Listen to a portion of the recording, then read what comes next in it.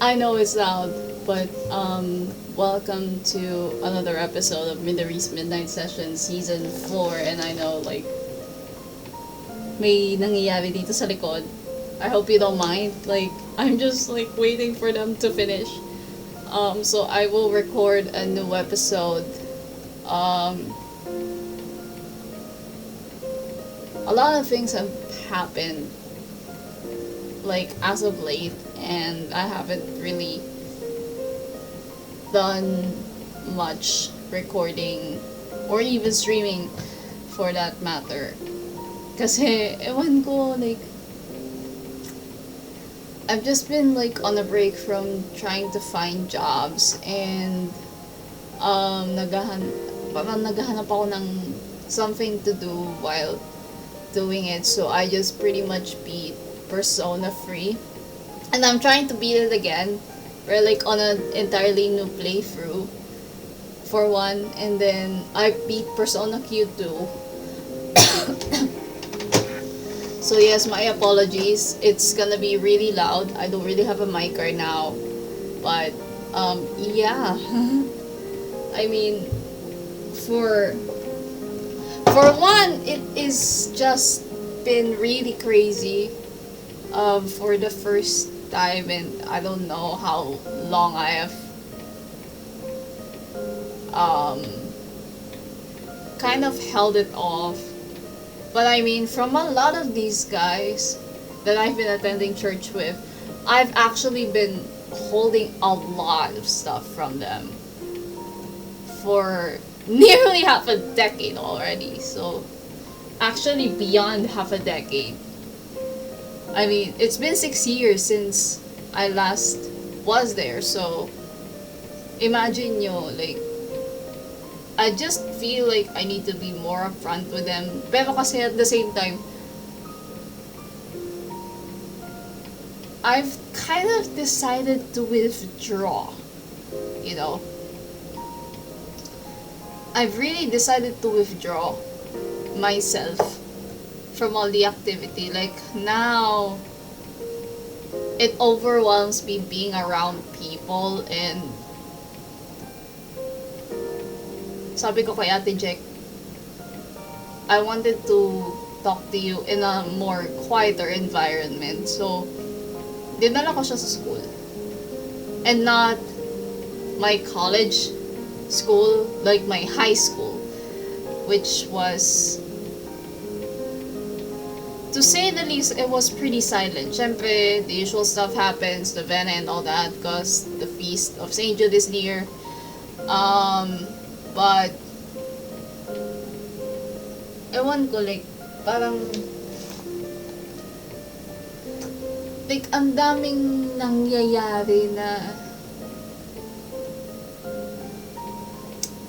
paano ba? Hindi ko alam kasi kung paano sabihin, like, for the most part kasi is that I have been really trying to, like, navigate this new reality na, alam ko yun, like, hindi naman siya ganun kadali eh.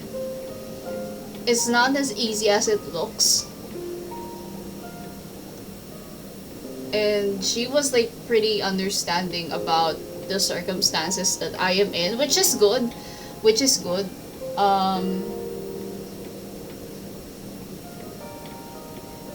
Pero, ewan ko, parang, hindi ko rin alam kung,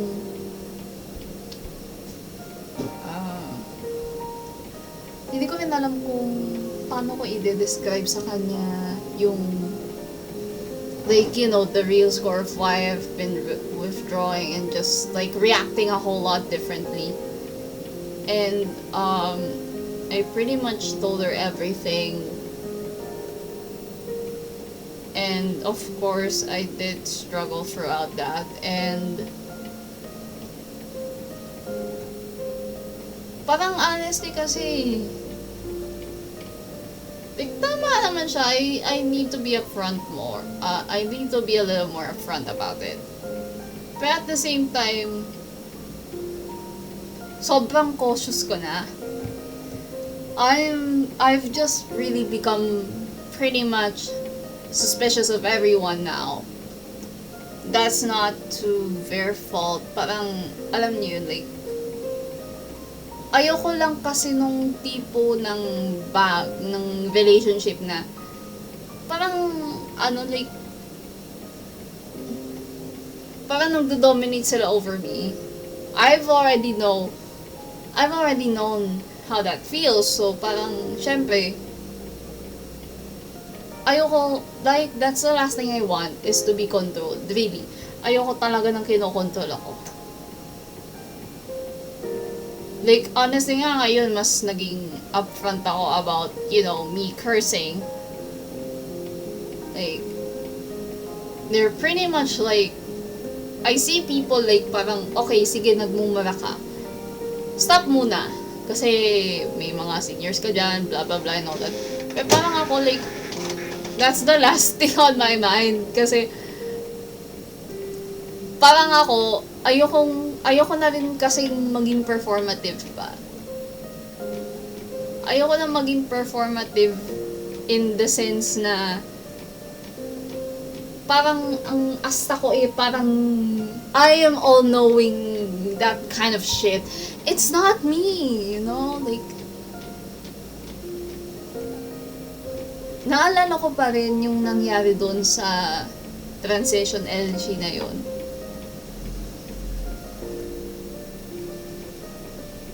Pero like, yes, naiintindihan ko sila, pero at the same time, parang syempre,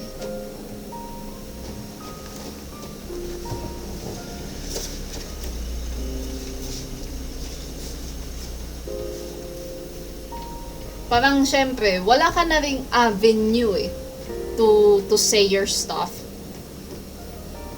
The others are busy anyway. Like, they have their own lives, Parang, I'm just thinking, like, I honestly can't bother them with that. And this stuff is just too much for them to handle anyway. Like, if you remember what I said during the episode where I talked about it, sabi ko, they're like kid problems. You don't know what this bitch went through. It's harder than, like, just being,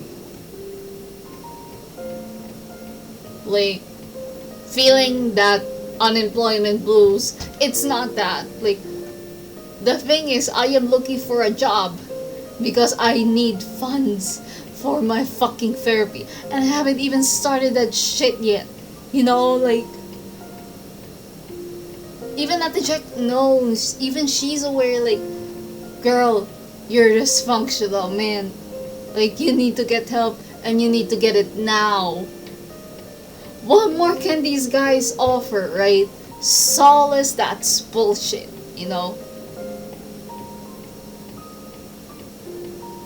Like, the girl can't stand on her own 2 feet. However, like, parang alam niyo, paano siya paano niya isasalba sarili niya? Tangina, di nga siya makatayo sa sarili niya yung paa.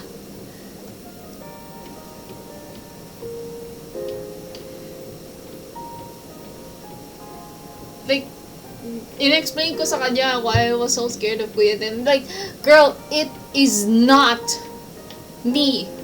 Like, it's not my mind, it's not my heart, it's my body. Okay? Like, my body's reacting differently than it should have. Like, I shouldn't be scared of the guy, but here I am. Like, like, why is it so hard to explain? I don't even understand. Like, I don't even understand the predicament of this. Like, I'm like trying to, soak all the information na nakukuha ko from, my bodily reactions to my desires, to my intrusive thoughts, to like the distressing dreams that I've had. I am trying to soak in all that, and the last thing I need is someone be bitching about what I am saying to somebody else or in a group. That's the last thing I need, y'all. Like, I know this is very much something that people don't really easily talk about. I am very, very much aware of it. But what I hate most is when I'm silenced.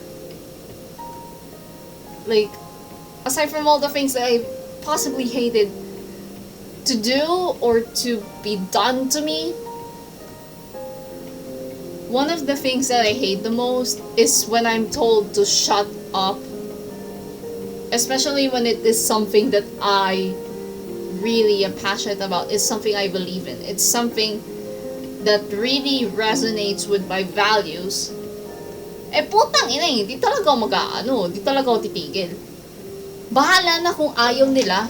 Unfortunately, that's the world. That's the world. Like, it's not handed to you in a silver fucking platter, and it's worse when, you know, God has just, like, dealt all the bad shit towards you, and you don't even know where to start, like, trying to pick up the pieces. Like, iisipin nyo na lang, sana, like, you don't want to wish this shit on yourself or anybody else. It's so fucked up, man. Like, I really, really, really, really, really wish that my story wouldn't happen on anyone, you know? Hindi siya ganun kadaling mag-heal from. Like, I wish I had the money, I wish I had the resources to really access that. Kasi, as I explained to Ate Jack last Sunday, sabi ko, my mind's fragmented. How am I even supposed to file a case? You know, like, bro, number one, I can't even remember everything, and number two, I feel like I'm gonna lose myself, like, trying to remember shit, you know, like,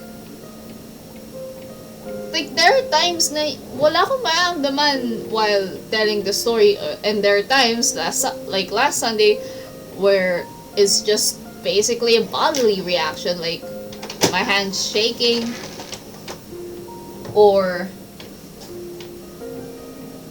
you know, the fact that I couldn't even try and maintain the eye contact that I have with her. You know, it's absolutely weird, but I have come to understand that it is just another trauma response. Na sometimes these stuff are just really hard to say, you know, like, you just really want to look the other way para na malesen yung bigat sa'yo. Like, I remember Ate Jamie saying, like, oh, you look so pretty, like, you're parang pupunta ka ng Paris, and I'm like, really? That's what you're pointing out? Are you kidding me? Like, oh God, if you only knew. If you really only knew the real score, why I'm deliberately wearing very conservative clothing, borderline, like, Muslim-like. Kasi ka na magsuot ng Muslim, takip-tatakip, simula ulo hanggang paa. I kind of do it, I kind of dress in the same way now.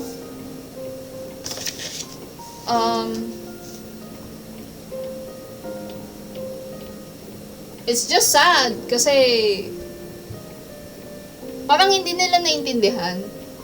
And as much as I want to talk to everybody about this, but like, I just find it hard to trust everybody now.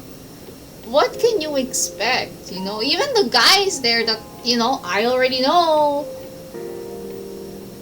like, their trusts are just like back at the halfway point. Hindi siya 75.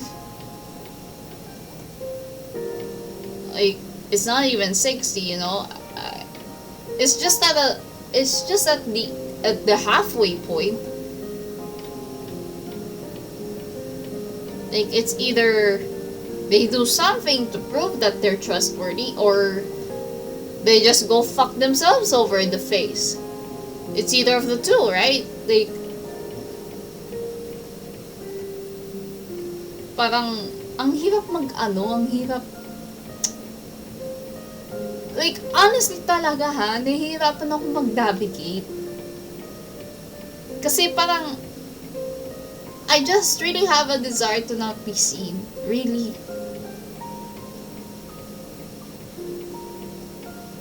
But I also have a desire to be heard. Kaya sorry talaga kung maingay ah. I really have a desire to be heard. Kasi if I mean, right now kasi parang I'm at a point where I'm too scared to be perceived na pa madumi or baka pa ang like I have an imposter feeling towards the church actually, as somebody na ang tagal-tagal ko na doon tapos ngayon lang bumalik.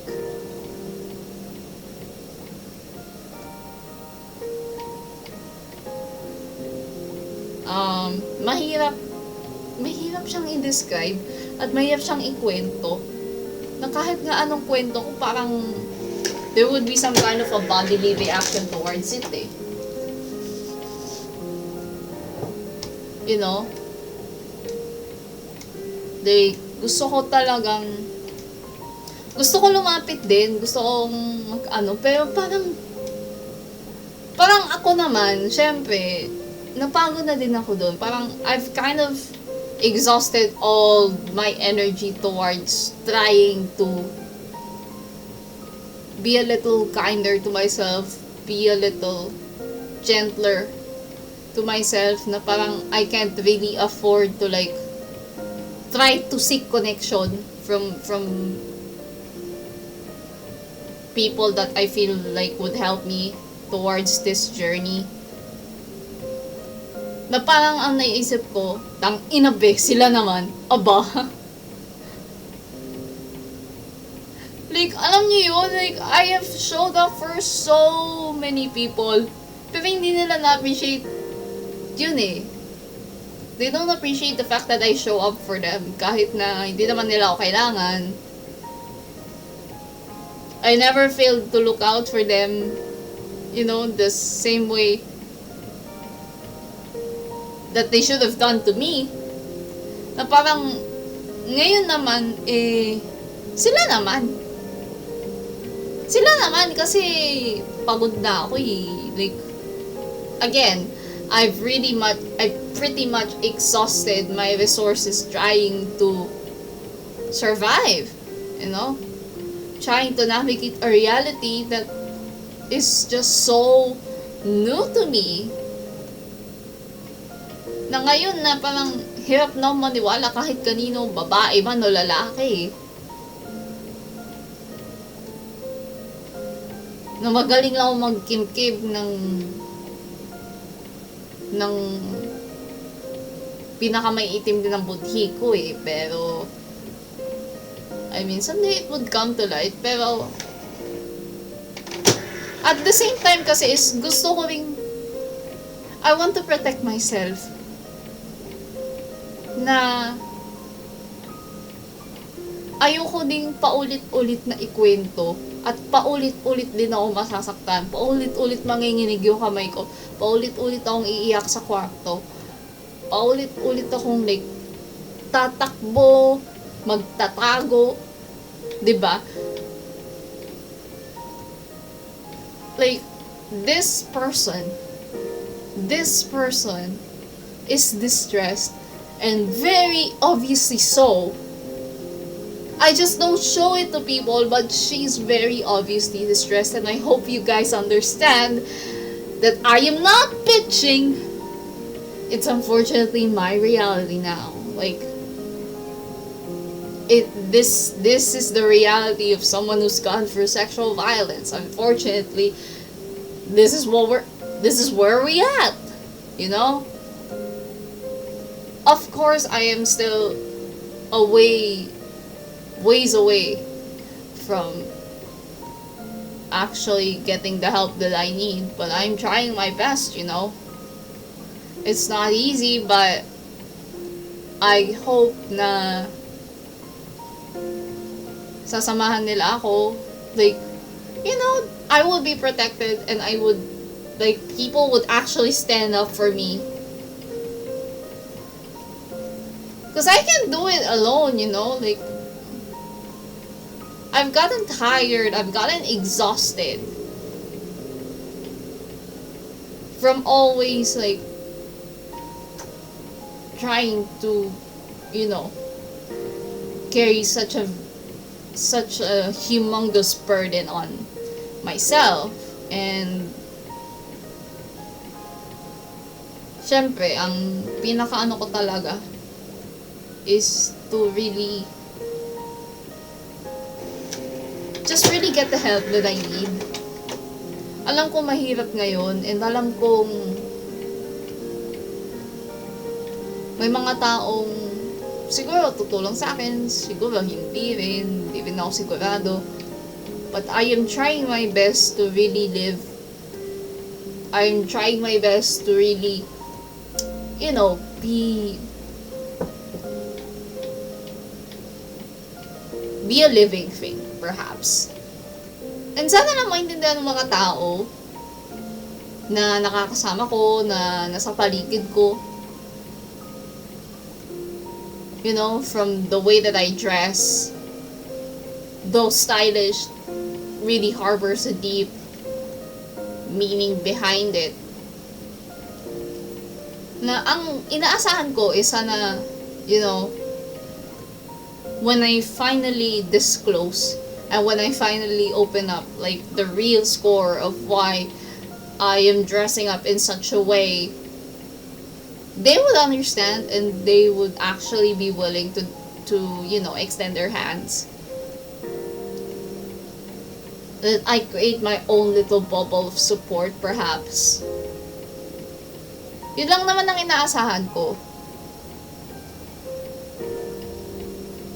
Kasi mahirap na ngayon na, alam niyo yung parang, by, like, you're growing wearier by the day. You grow, parang pagod ka na nga, pero lalo ka pang napapagod, you know. Pagod ka na nga, lalo ka pang napapagod. And it's not really just because it's in the mind. It's unfortunate. I mean, it is unfortunate that it is in the mind, but when everything just goes crashing down on you, it's really bound to fuck you up to the highest levels. Sorry, but that's just the way of things. And sana naman, like, if they know they did something wrong, they would be the first to apologize. I would not be the first one to apologize. That would be such an idiotic thing to do when I am the one who was wronged in the first place. I was the one who was wronged, bitch. Like, it is not my job to be the one apologizing because I said something that, you know, I just felt like I had no avenue to say such a thing. So how am I supposed to know better, you know? If it's practically the only way where I was able to speak up. You can't blame somebody who's basically been silenced to try and find as much avenue as she can to, like, speak to the heavens about what she feels, you know? It's just really a bunch of bullshit. And yeah. I am probably gonna get tired of this ranting, so I'll probably end it here. And I am sorry I didn't put an episode this week. I haven't really much, I haven't touched this PC pretty much, so you have to forgive me for that. And yeah, thank you so much um for watching or for listening. If somebody even does watch this, I just really hope that, you know, things would get a little better for me. And yun lang, like, I wish I could get therapy now. And yeah, I'll see you guys next time. Bye bye.